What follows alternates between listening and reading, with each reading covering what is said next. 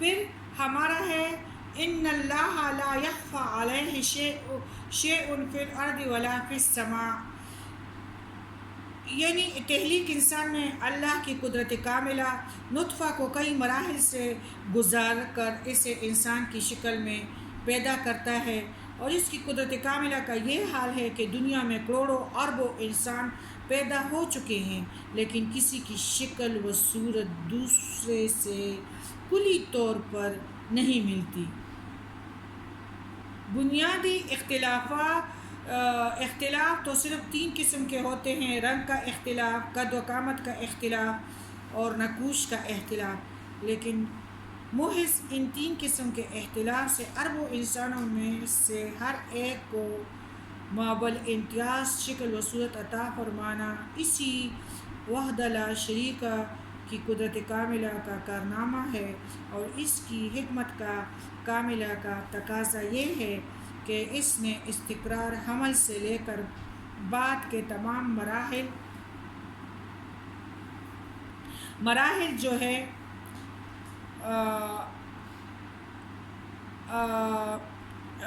جو اللہ تعالیٰ نے یعنی ہر انسان کو یہ اللہ کا ہی کارنامہ ہے، اور اس کی حکمت کاملہ کا تقاضا یہ ہے کہ اس نے استقرار حمل سے لے کر بعد کے تمام مراحل میں جنین کی چھوٹی سی چھوٹی ضرورت تک کو بھی پورا کرنے کا اہتمام فرمایا، اور پیدا ہونے کے بعد اس کے جسم اور روح کی تربیت کے لیے جن جن چیزوں کی ضرورت تھی اس کے لیے مہیا فرما دیے۔ ان سے پہلے آیات میں اللہ نے فرمایا کہ اللہ پر کوئی چیز پوشیدہ نہیں ہے، گویا ایک دعویٰ تھا جس کا ثبوت اس آیات میں دیا گیا: جو ہستی رحم کی تاریکیوں میں جنین کی پرورش کرنے پر قادر ہے، اس سے کوئی چیز بلا پوشیدہ رہ سکتی ہیں۔ اس آیات میں تو مصالح جسمانیہ کا ذکر تھا، اور اگلی آیات میں انسان کے مصالح روحانیہ کا ذکر ہے۔ هو الذی یصورکم فی الارحام کیف یشاء، یعنی وہی جسے چاہتا ہے تمہاری ماں کے پیٹ میں تمہاری صورتیں بناتا ہے، اور کیف یشاء لا الہ الا هو العزیز الحکیم، اور اس کے سوا کوئی الہ نہیں، وہی زبردست ہے اور حکمت والا ہے۔ بے شک هو الذی انزل علیک الکتاب منہ آیات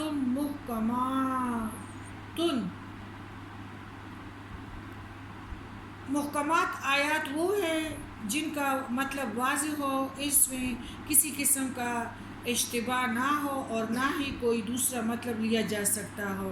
ان سے مراد حلال و حرام سے متعلق احکام اور اوامر نواہی ہے، یہی چیزیں انسان کی ہدایت کے لیے کافی ہے۔ قرآن کا اصل موضوع انسان کی ہدایت ہے، محکمات سے انسان کو پوری رہنمائی مل جاتی ہے، لہٰذا محکمات کو ہی ام الکتاب کا نام دیا گیا ہے، اور یہی وہ آیات ہے جن کے متعلق قرآن کا دعویٰ ہے کہ ہم نے قرآن کو آسان بنا دیا ہے۔ متشابہات، اللہ تعالیٰ آیت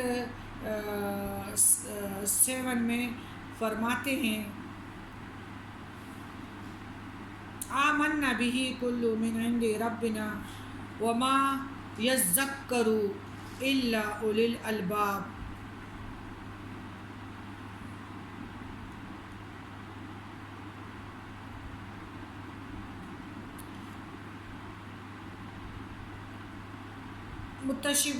یعنی اس میں عقل مندوں کے لیے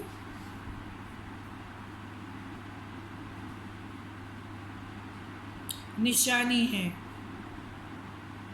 تو سب سے پہلے متشابہات پہ آتے ہیں، اور عقل مندوں کے لیے یعنی اس میں صرف عقل مند لوگ ہی اسے حاصل کر سکتے ہیں۔ اس کی تفسیر بعد میں پڑھتے ہیں۔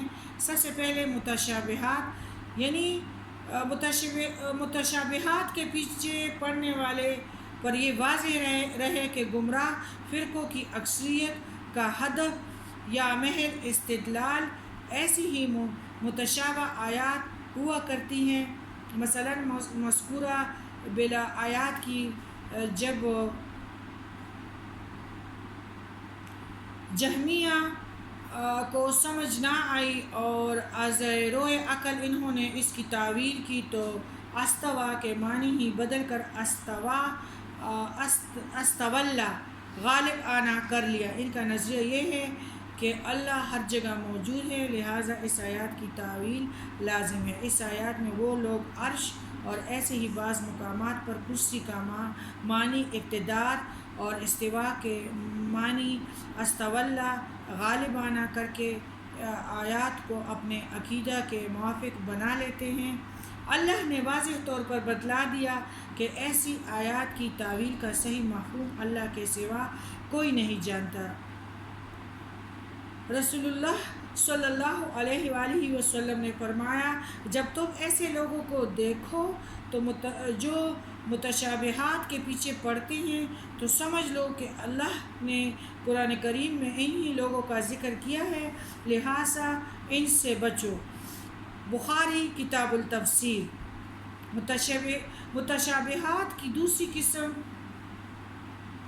یعنی جیسے عربی زبان اور اسی طرح کئی دوسری زبانوں میں بھی ابن یا بیٹا صرف اپنے حقیقی بیٹے کو ہی نہیں کہتے بلکہ اپنے چھوٹے بھائی، غلام، نوکر کو بھی ذرائع شفقت اور پیار سے بیٹا کہہ دیتے ہیں۔ اسی لفظ سے یہود کو یہ غلط فہمی ہوگی کہ وہ واقعی اللہ کے بیٹے اور اس کے پیارے ہیں، اور نصارہ کو یہ غلط فہمی ہوئی کہ عیسیٰ علیہ السلام واقعی اللہ کے بیٹے تھے۔ ان لوگوں کے اس باطل خیال کی قرآن کریم میں کئی مقامات پر تردید کی گئی ہے۔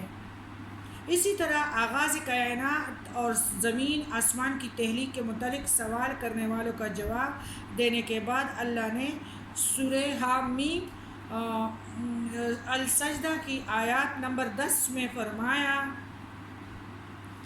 سواء للسائلین، یعنی سوال کرنے والوں کا جواب پورا ہوا۔ اب سوائے اور سائل دونوں الفاظ ذو معنی ہے، لہٰذا اشتراک کی ذہن رکھنے والوں نے ان الفاظ سے اپنا نظریہ کشیدہ کرتے ہوئے کہا کہ یہ زمین سب رزق مانگنے والوں کے لیے یکساں ہے، لہٰذا یہ انفرادی ملکیت میں رہنے کی بجائے حکومت کی تحویل میں ہونی چاہیے۔ اب یہ تو واضح ہے کہ اس آیات کا سیاق و سباق قطعاً ایسے نظریے کی حمایت نہیں کرتا جس کی بنیاد اللہ کی ہستی کے انکار پر اٹھتی ہے۔ ایسے کج ذہن لوگوں نے مسلمانوں کو اشتراکیت کی طرف مائل کرنے کے لیے ان الفاظ سے اپنے نظریے کی تائید کی ہے، اور یہ بحث ذرا تفصیل سے اپنے اپنے مقام پر ملے گی۔ اب ہمارا ہے کہ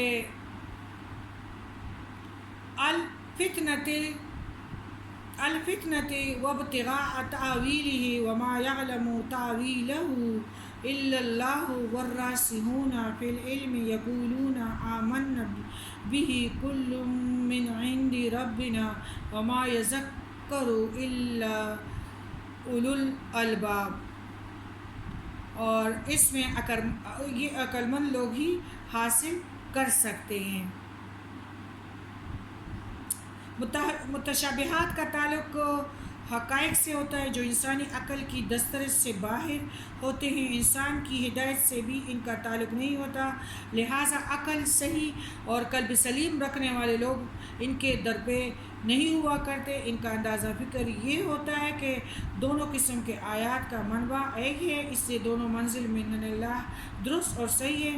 وہ متشابہات پر ایمان اس لحاظ سے رکھتے ہیں کہ وہ بھی اللہ ہی کے ارشادات ہیں اور اس کے کنہ تک پہنچنے کی کوشش نہیں کرتے، جس کے وجود دو ہیں۔ ایک تو ایسی آیات کا انسانی ہدایت سے کوئی تعلق نہیں ہوتا، دوسرا اس کے کنہ کے پیچھے پڑنے میں گمراہی کا احتمال بہت زیادہ ہوتا ہے۔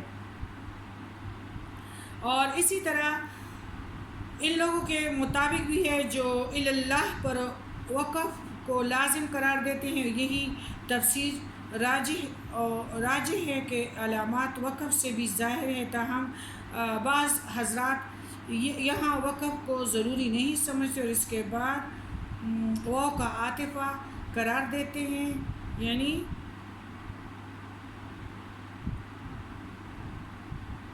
علم اور اسی طرح بالخصوص اللہ کے ذات اور صفات سے تعلق رکھتی ہے. البتہ زمانی الفاظ آیات کے متعلق کہا جاتا ہے راسخون فی العلم، اس کی حقیقت کو پا سکے.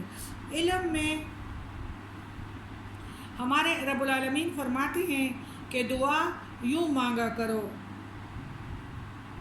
اور یوں مومن لوگ یوں دعا مانگتے ہیں ربنا لا تزغ قلوبنا بعد اذ ہدیتنا وہب لنا من لدنک رحمہ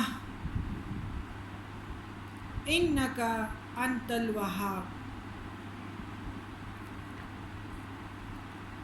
اور یوں دعا مانگتے ہیں کہ اے ہمارے رب ہدایت دینے کے بعد ہمارے دل کو کجرو نہ بنا اور اپنے ہاتھ سے رحمت عطا فرما. بلا شبہ تو ہی سب کچھ عطا کرنے والا ہے. علم میں پختہ کار لوگوں کا شیوا ہے. صرف یہ نہیں ہوتا کہ وہ متشابہات کی تعویل کے پیچھے نہیں پڑتے، بلکہ اللہ سے یہ دعا بھی کرتے ہیں کہ جو فتنہ انگیز لوگ متشابہات کے پیچھے پڑے ہوئے ہیں ان کی فکر ہمارے فکر پر کہیں اثر انداز نہ ہو جائے، اور اپنی رحمت خاص سے ہمیں ایسا فتنہ پرور لوگوں کے افکار اور عقائد سے بچائے رکھ اور صحیح عقل اور فکر عطا فرما. آمین. ربنا انک جامع الناس لیوم لا ریب فیہ ان اللہ لا یخلف المیعاد. یعنی عقل صحیح رکھنے والے اور ٹھیڑی سوچ رکھنے والے، متشابہات کے پیچھے پڑنے والے، خود گمراہ ہونے والے اور دوسروں کو گمراہ کرنے والے، مومن و مشرک سب کو اکٹھا کر کے ان پر حجت قائم کر کے ان کے درمیان عدل و انصاف سے فیصلہ کرے گا. ایمان بالآخرت، ایمان بالغیب کا ایسا ہی اہم جز ہے جو انسان کی زندگی کا رخ بدلنے میں مؤثر کردار ادا کرتا ہے.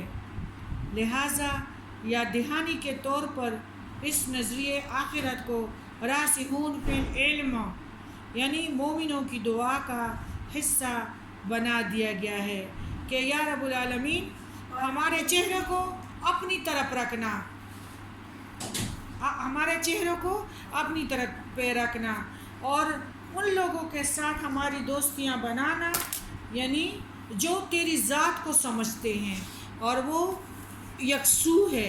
یعنی یکسو جس طرح حضرت ابراہیم علیہ السلام کے لیے آگ تیار کیا گیا لیکن وہ نہیں ڈرے.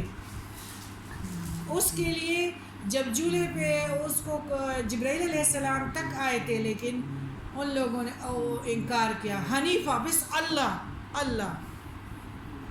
تو اس طرح ہمیں بھی سورج مکھی کی طرح ہونا چاہیے، اللہ ہی کی طرف سارا توجہ دینا چاہیے کہ اللہ ہمارے لیے کافی ہے.